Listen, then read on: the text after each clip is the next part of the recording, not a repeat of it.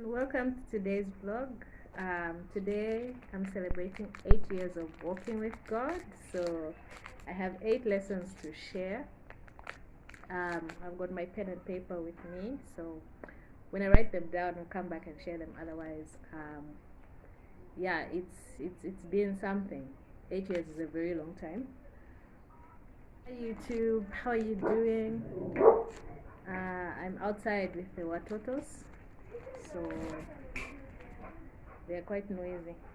But yes, I don't think I'll be on YouTube much this year. I'm just busy. I'm just enjoying life. I'm just being loved. Yeah, and yeah, I am wearing the same dress.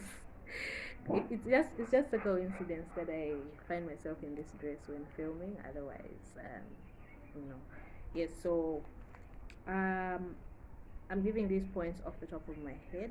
So, uh, yeah, I'll be writing as I speak or as I think of points because I really don't have time. The first one is your walk is not going to look like someone else's walk. So, yeah, same God, same spirit, same mission, same humanity, but very different experiences, very different perceptions, very different way of hearing from God. So I think when you first start out in Christianity, you kind of want it to be that the way this person hears from God is wrong. The way this person, understands things is wrong. The way they walk is that. Oh my goodness. But yeah, I've just learned that it will always be different. I will always be different. Other people always walk differently. But my pastor now once said, being in the body of Christ is also just like the human body. Like at some point, we all have to be in harmony with one another, just like in a music team or band or whatever. If one person wants to, do their own thing, obviously things won't flow. But yes, we walk differently. So number two is it's a relationship. It's a relationship. So just like human relationships, any kind of human relationships, mother, father, sister, brother, boyfriend, girlfriend, I think the only thing is that we are in relationship with a God.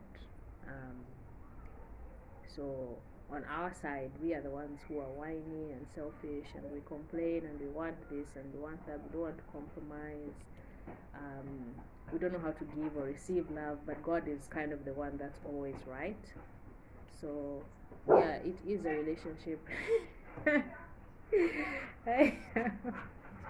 That's so stupid.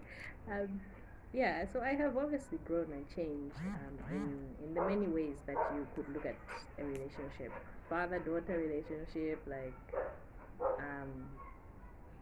yeah, I've seen that. I've seen the dynamics. If you look at natural human dynamics, I've seen how God can apply them to, our spiritual relationship with Him. And there are people that just don't like the way you view God is really going to determine how you walk with Him. Because if you see Him as just this militant being that's about to punish you, you'll never ever see Him. You never experience that fatherly love. You never experience the friendship of Jesus. You never experience the help and the comfort of the Holy Spirit. It's things like that. So yeah, I know everybody says no, it's a personal relationship, but what are you really paying attention to? What's going on in that relationship, and is it toxic? Yeah. So number three,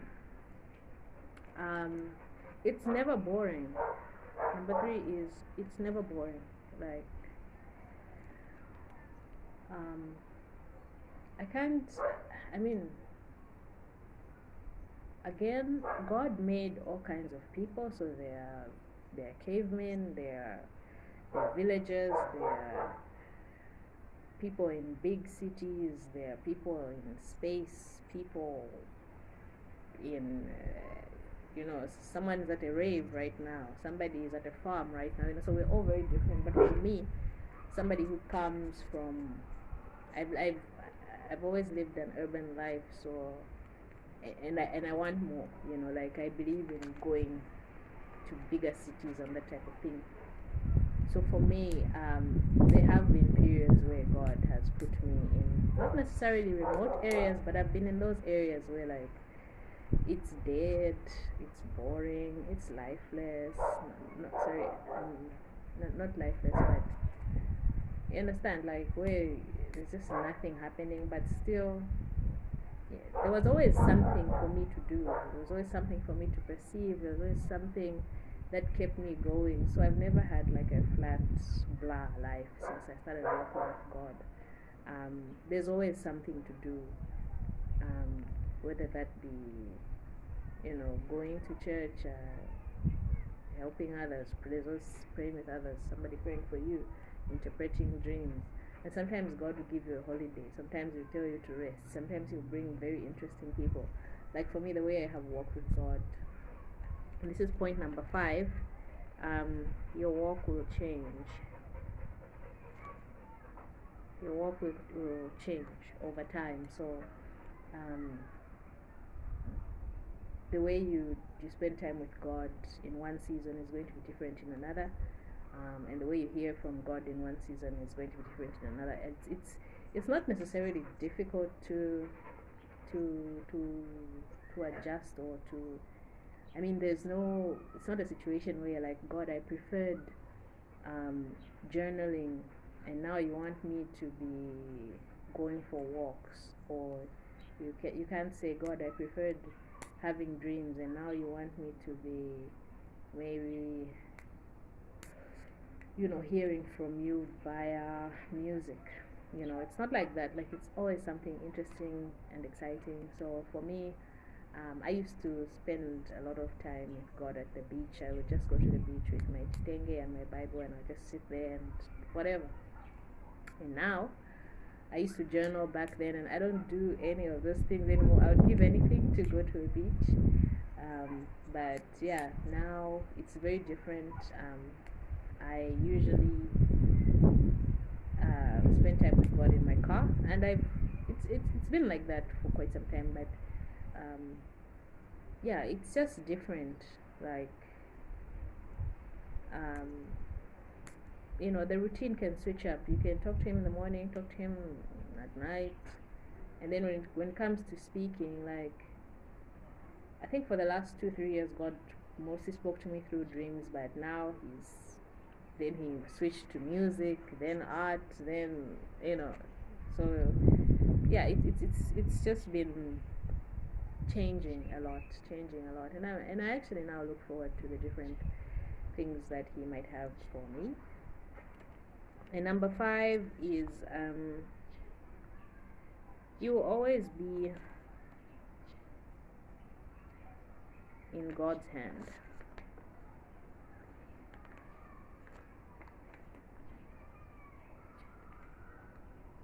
Yeah, you always be in God's hand. And I think that's something that we fail to understand, because when we look around us and we look at all the people, all the nonsense in the world, we can't possibly understand why God would want to be yoked with us. Like, why?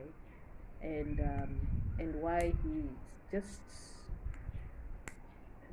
has certain people that He has favored over others, and He will never tell us which people you can't see. Like, you don't know. You don't know. It could be, you might think the pastor is favored, but it's actually the young lady who's half naked in the club. So I've been reading this book called God, Where Are You? Because I think the last 2 months God was very quiet. He did finally speak. I think most of my videos were about the uncertainty and like wondering what is next, especially since my life is no longer going towards, South Africa and everything to do with that stuff. So he was quiet, but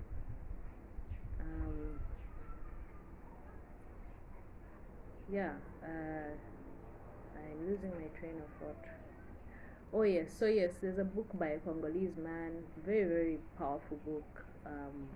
Just it's kind of like reading the book of Daniel, except I think in the book of Daniel we don't really know Daniel as a person. We just kind of get to see what he was up against and what he was doing. We don't really get his feelings or emotions. But in this book, yeah, this guy really, like, I mean, this is Congo, the war and everything, instability, but somehow God always like kept him through attacks and atrocities, and he would move him to safety, like real life.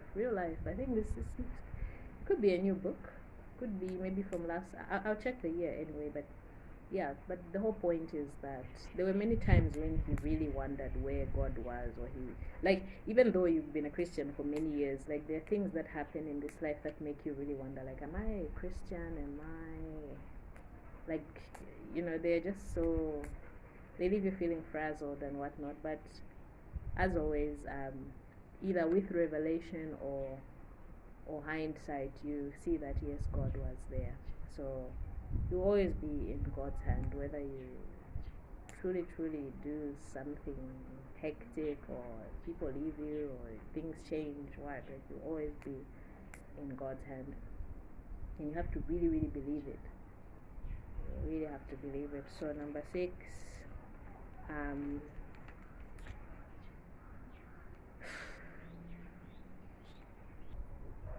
number 6 is though ye slay me. I'm just joking. Number 6 is you are meant to have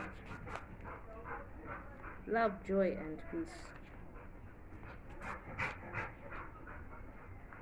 Hello. How are you?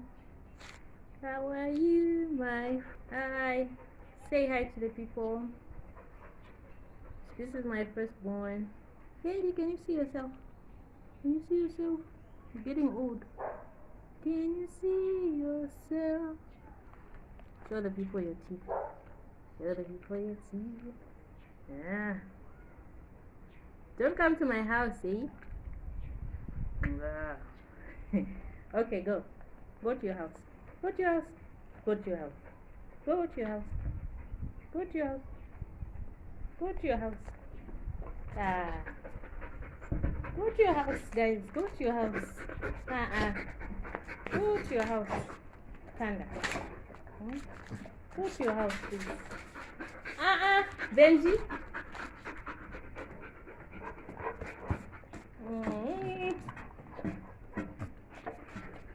Hey. Okay. Hey. Go to your house. Go to your house. Hey, go to your house. Go. Go to your house. Now I smell of dog. Okay, so yeah, you were meant to have love, joy, and peace, and yeah, I think those are things that you can look at them in theory, or you can try and ask for them. You can try and pray for them, or you can try and force them. But when they come, like, there's just something about them. And true, they're kind of like a toolkit for this life, because again, this life is hectic. So when you have a God that loves you, a God that gives you peace, a God that gives you joy, like, you can go through anything, and I mean anything and everything. So you're meant to have love, joy, and peace.